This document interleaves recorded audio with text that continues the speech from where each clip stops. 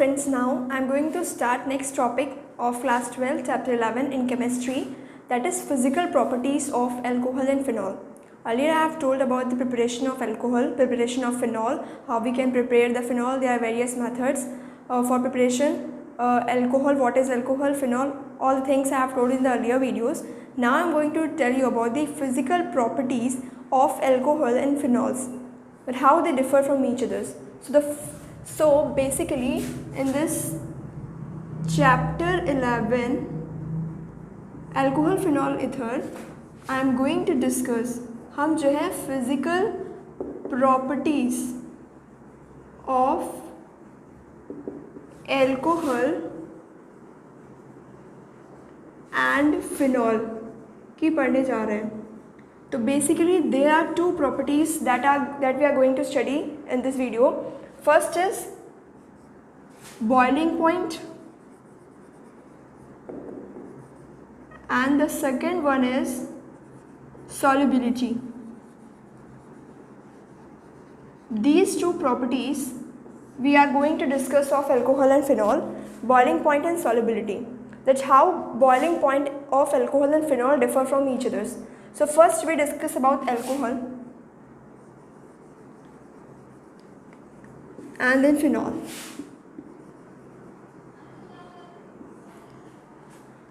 As we all know that boiling point increases with increase in van der Waals forces.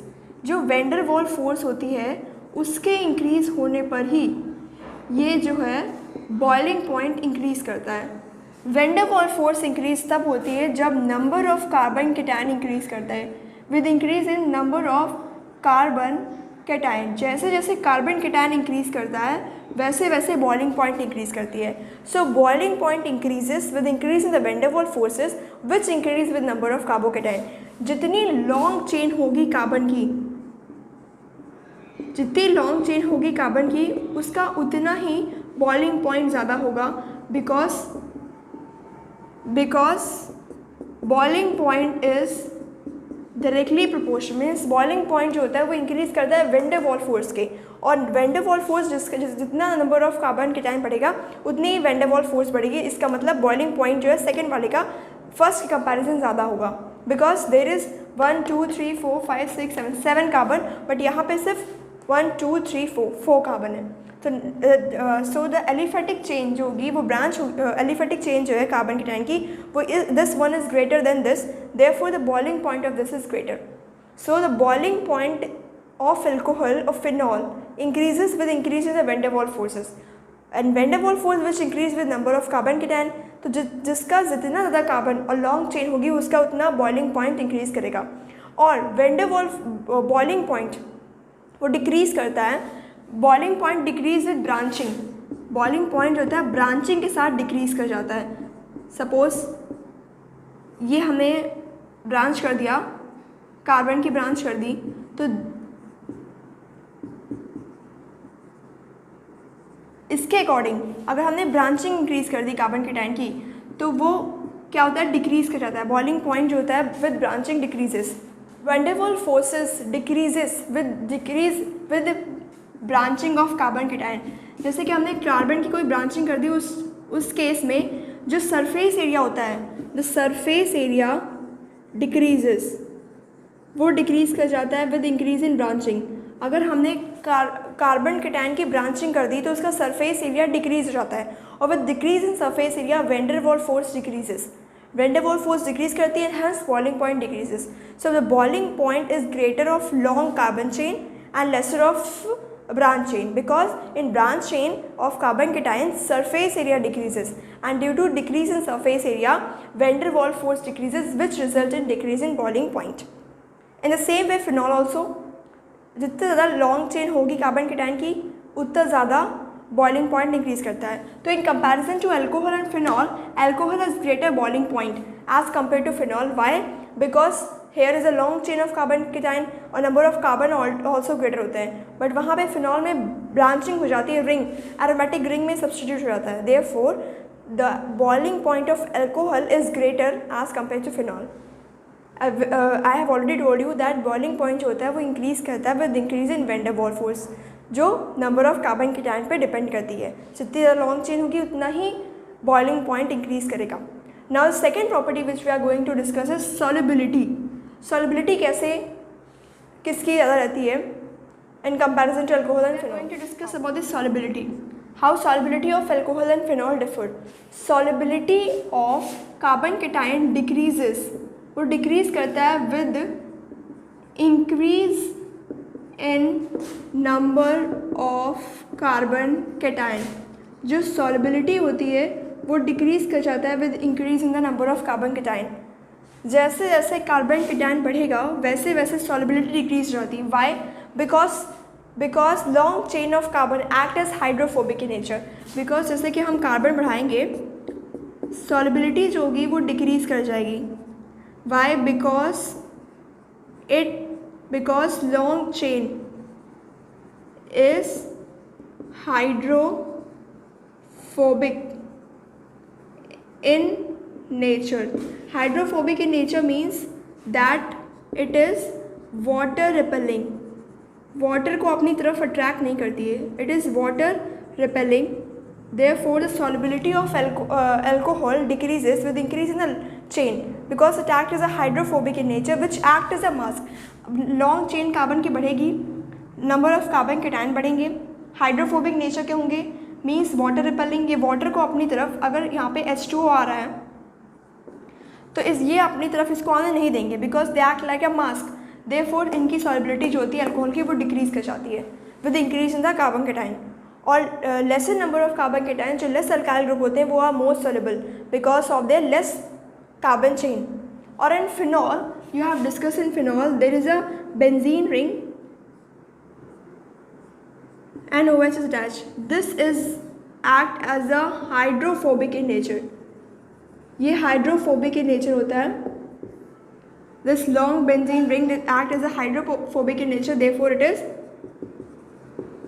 less soluble in water. इसकी solubility जो होती है water में decrease कर जाती है because this long benzene ring act as a hydrophobic in nature.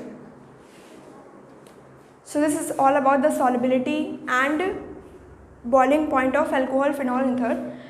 Boiling point जो होता है वो इंक्रीज़ करता है with increase in the van der Waals forces. By because with increase in the van der Waals force, जब van der Waals force increase करती है तो हमारे वैन डेर वाल्स फोर्स जो होती है वो इंक्रीज़ करती है with number of carbon cation. और जिसकी जितनी ज़्यादा लॉन्ग चेन होगी उसका उतना वैन डेर वाल्स फोर्स होगा और बॉइलिंग पॉइंट उसका उतना ही ग्रेटर होगा as compare to the branch chain.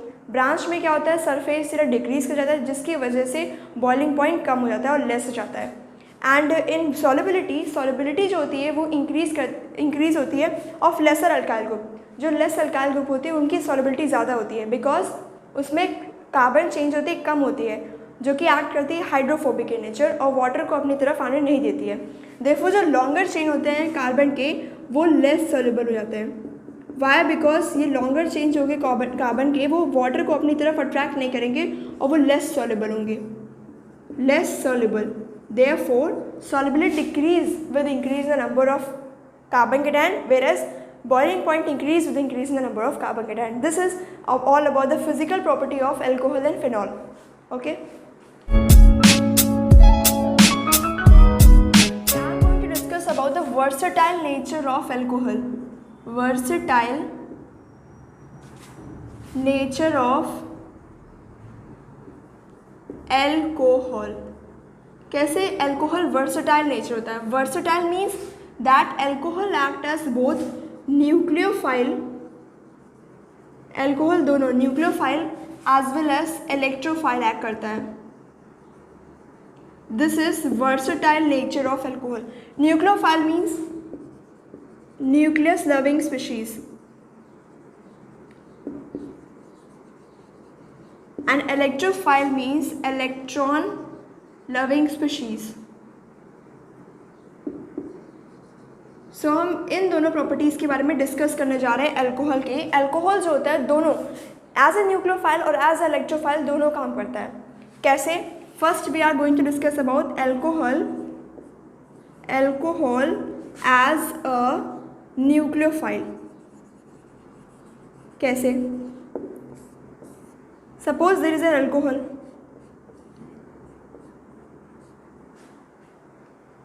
Alcohol जब कार्बोकेटाइन से अटैच होगा विच इज़ पॉजिटिव, यहाँ पे तो लोन पेयर है, इन सिंपल मीन्स यहाँ पे पॉजिटिव होगा। इलेक्ट्रोफाइल में, इलेक्ट्रॉन लविंग स्पीशीज़ में जो साइन होता है वो पॉजिटिव का होता है, यहाँ पे लोन पेयर और नेगेटिव रहता है। तो यहाँ पे अल्कोहल जो होता है इसके पास 2 लोन पेयर हैं, it act as an electrophile, it act as a nucleophile, और when it is attached with carbon cation, यहाँ पे हमने पॉजिटिव लिया हुआ बिकॉज यहाँ पे 3 हाइड्रोजन है बट 1 हाइड्रोजन नहीं है, देयरफॉर इट इज़ कार्बोकेटाइन। यहाँ पे ये पॉजिटिव साइन लेगा। जब ये रिएक्ट करते हैं तो RO, ये H एक लोन पेयर लेगा और ऐसे अटैच हो जाएगा। ऑक्सीजन ने अपने एक लोन पेयर कार्बोकेटाइन को दे दिया। कैसे? यहाँ पे हाइड्रोजन था वो इससे अटैच हो गया, ये वाला बॉन्ड कार्बन से अटैच हो गया और ये पॉजिटिव साइन बिकॉज इसके लोन पेयर इसने ले लिए, therefore it get positive sign. अब यहाँ पे हम डीप्रोटोनेशन कर देंगे हाइड्रोजन का, we get a third. So in this way alcohol act as a nucleophile. You can see that there is a presence of two lone pair. यहाँ पे 2 lone pair है when it act और it is acting as a nucleophile. ये nucleophile की तरह काम कर रहा है। कार्बोकेटाइन से अटैच होके वहाँ पे उसने 1 लोन पेयर कार्बोकेटाइन को दे दिया और फिर डीप्रोटोनेशन से हमें इथर मिल गया। So in this way I am showing the versatile nature of alcohol, that it is acting as a nucleophile. अब now we are going to discuss कि कैसे अल्कोहल इलेक्ट्रोफाइल की तरह एक्ट करेगा, इलेक्ट्रॉन लविंग स्पीशीज, उसके पास positive sign होगा। So let's see now alcohol act as a electrophile. कैसे alcohol electrophile की तरह ट्रीट होगा, means electron loving species. So first हमने अल्कोहल लिया, there is a presence of 2 lone pair, यहाँ पे लोन पेयर है बट पहले हमने इसकी प्रोटोनेशन करवाई H पॉजिटिव से to make it as electrophile बनाने के लिए positive. So we get RCH2 and यहाँ पे O, एक हाइड्रोजन ऑलरेडी था और 1 लोन पेयर इसने इसको दे दिया, so we get positive sign here, positive sign हो जाएगा। जैसे हमने बताया जब 1 लोन पेयर ऑक्सीजन किसी को देता है तो वो बिकम पॉजिटिव चार्ज।